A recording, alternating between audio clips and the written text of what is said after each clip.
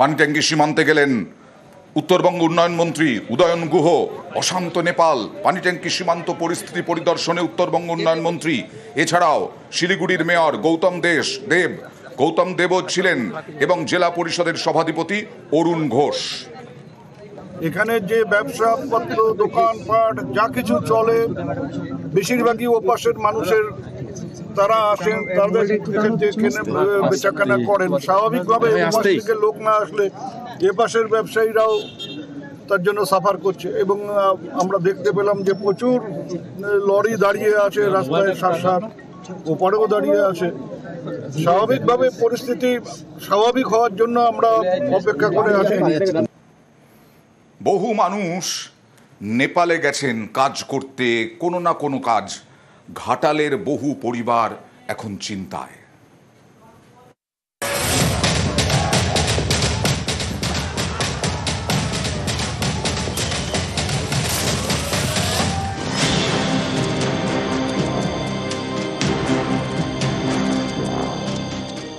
নেপাল জুড়ে অশান্তির আগুন। আর এটা কাঠমান্ডু ভবন, এখানে শান্তি। এই কাঠমান্ডু ভবন নেপালে নয়, ঘাটালে, পশ্চিম মেদিনীপুরের ঘাটালের কুশপাতা। এখানকার বাসিন্দা নরেন্দ্র মাইতি প্রায় 20 বছর ধরে কাঠমান্ডুতে সোনার দোকান চালিয়েছেন। এই কারণেই তার বাড়ির নাম কাঠমান্ডু ভবন। 2019-এ করোনার সময় নেপালের দোকান গুটিয়ে ঘাটালে ফেরেন নরেন্দ্র মাইতি। সেই নেপাল এখন বিদ্রোহের আঁচে গরম, আর ঘাটালের কাঠমান্ডু ভবন চুপচাপ।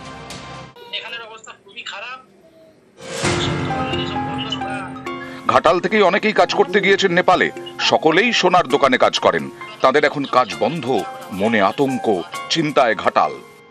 দুজন ভাই আছে, তারা এখন খুবই টেনশনেই আছে। ওখানে তো প্রচুর গন্ডগোল চলছে ইন্টারনেট নিয়ে, যার ফলে আমরা কাল থেকে সন্ধ্যা থেকে যোগাযোগ করতে পেরেছি, তার আগে কোনো যোগাযোগ করতে পারছিলাম না, যার ফলে খুব উদ্বেগে ছিলাম। আমরা চাইছি চলে আসুক এখন যেহেতু ওখানে ভয়াবহ পরিস্থিতি, কিন্তু আসতে পারছে না। এখন বর্ডার বন্ধ আছে। ভাসুর, যা, তার ছেলে, ভাগনা 7 জন আছে।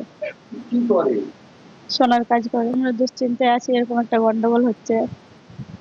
বাড়ির লোক সবাই খুব টেনশনে আছে। পশ্চিম মেদিনীপুরের খড়গপুর, এখানকার বাসিন্দা বিনীতা মান্না নেপালে ডাক্তারি পড়ছেন, 2nd ইয়ারের স্টুডেন্ট। অশান্তির পর থেকে আতঙ্কে বিনীতা দ্রুত বাড়ি ফিরতে চান। হ্যাঁ, ভয় তো খুব হচ্ছে। বাড়ির সাথে তো যোগাযোগ করছি, বাড়ির লোকেরাও টেনশন করছে, বলছে ঘর আসতে।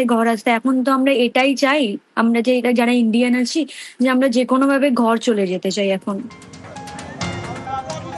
নিউজ 18 বাংলা। ওখানে যারা কাজ করতে গেছেন তাদের পরিবার এখানে চিন্তায়, আর নেপাল থেকে এখানে এসে যারা কাজ করছেন তারা পরিবারের জন্য চিন্তায়।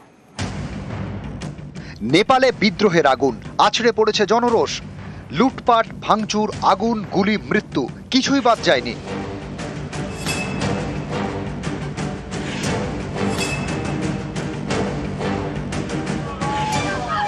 ভারতে থাকা নেপালের নাগরিকরা এখন উদ্বেগে দিন কাটাচ্ছেন।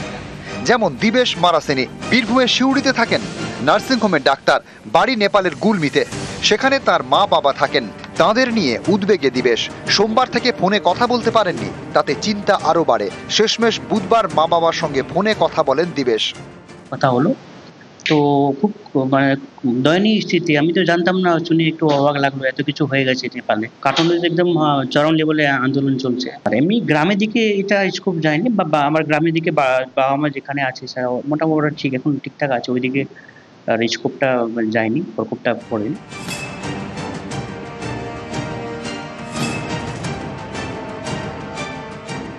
বীরভূমেরই বোলপুর, এখানে বাড়ি ভাড়া নিয়ে থাকেন নেপালের প্রায় 25 জন নাগরিক। নাইট গার্ডের কাজ করেন। সকলেই তাদের পরিবার নিয়ে চিন্তায়। আমরা এখানে অনেক চিন্তায় আছি। আমরা পরিবার ঘরে অনেক দিন থেকে কথা বলতে পারি নাই। 4 তারিখ থেকে কথা বলতে পারি নাই। ফেসবুক, হোয়াটসঅ্যাপ, ইমো সব বন্ধ ছিল, সেই জন্য কথা বলতে পারি না। ঘরে অনেক অসুবিধা হয়েছিল, কি হয়েছে না হয়েছে কিছু শোনা হয় নাই, সেই জন্য অনেক অসুবিধা চিন্তা করেছি।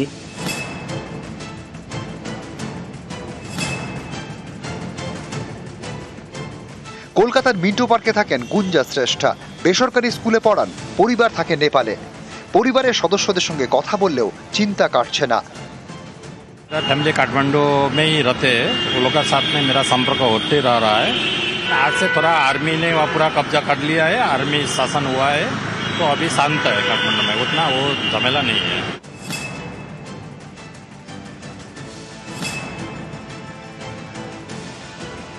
নেপাল থেকে বাংলায় পেটের জন্য কেউ মোমো বিক্রি করেন, কেউ করেন চাকরি।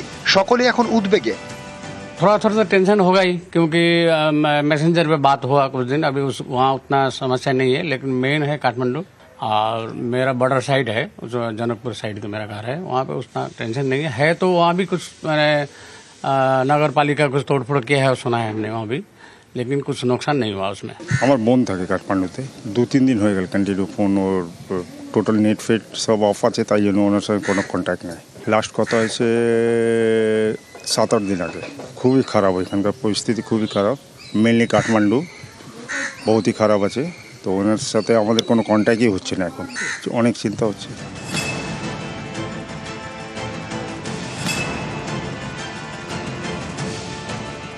নেপালের জনকপুরের বাসিন্দা বদ্রী বিক্রম থাপা হাওড়ায় থাকেন, বেসরকারি স্কুলে পড়ান। সোমবার থেকে বাড়ির সদস্যদের সঙ্গে কথা বলতে পারেননি। শেষমেশ বুধবার কথা হয়েছে, কিন্তু উদ্বেগ কমছে না। খবরের আপডেট পেতে সারাক্ষণ চোখ মোবাইল ফোনে। অনেক কিছু ঘটনা হয়েছে, কিন্তু এই ঘটনাটা মানে মানে একবারে মর্মান্তিক ঘটনা, ভাবা যায় না এই ঘটনা নেপালে। আমরা কিন্তু খুবই দুঃখিত। সেনাপতি আশা করছি যে দেশকে তো রক্ষা করে, ওনারে তো রক্ষা করে, এবারে আরো ওনাদের উপরে দায়িত্ব পড়েছে। নিউজ 18 বাংলা।